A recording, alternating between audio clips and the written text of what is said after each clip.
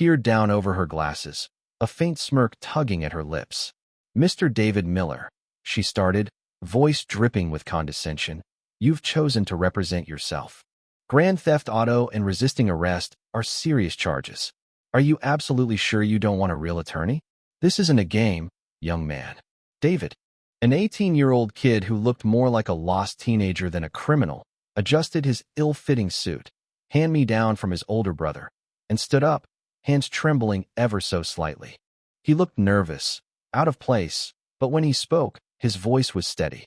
"Your Honor, I understand the gravity of this. I've reviewed everything. I'm confident I can defend myself."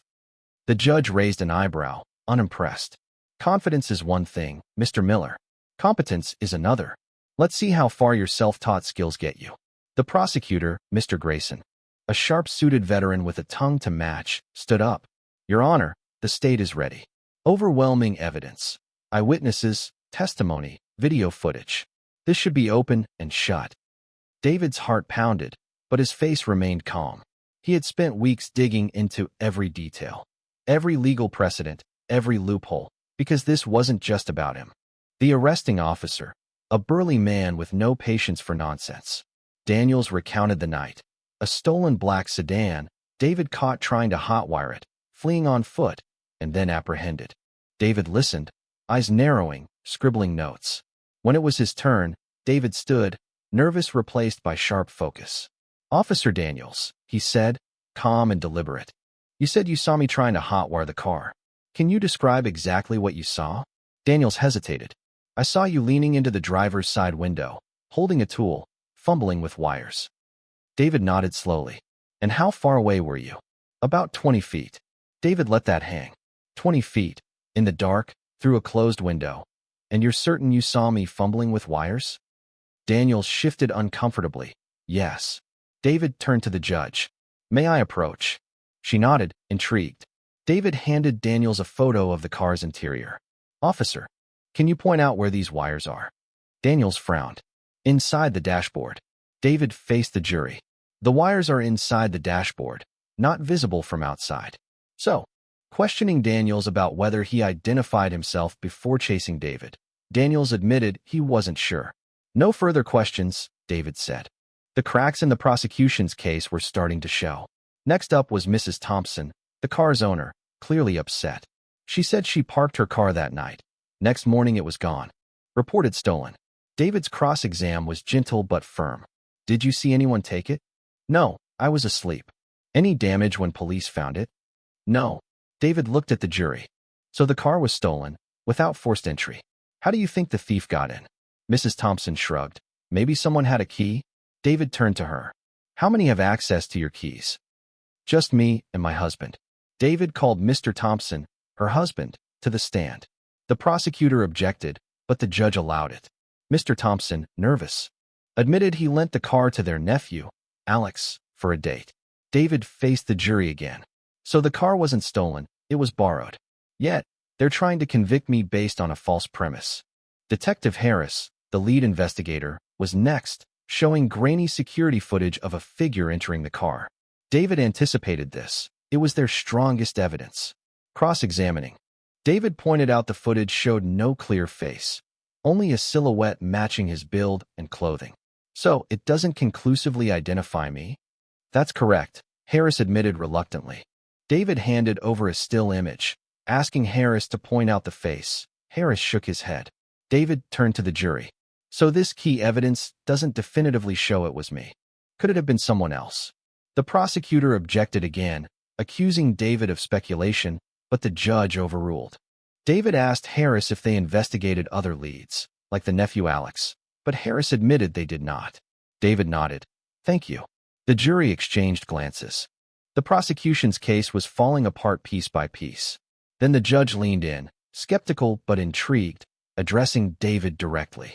"Mr. Miller, what about the resisting arrest charge? Even if the theft charge is shaky, you still fled. Explain that." David took a deep breath. "Your Honor, I'd like to call Alex Thompson to the stand." Prosecutor shot up, furious about the surprise witness, but the judge allowed it. Alex, nervous and avoiding eye contact, admitted borrowing the car for a date, parking it near his house. then later discovering it missing. He never reported it because he was afraid of getting in trouble. David faced the jury. So the car wasn't stolen. Alex left it unattended, and when I found it, I was just trying to return it. Prosecutor argued it was irrelevant. David didn't care. He asked Alex if he saw anyone suspicious near the car. Alex nodded, describing a sketchy man he thought might have taken it. He never told police. David turned to the judge. This testimony raises serious doubts about the case.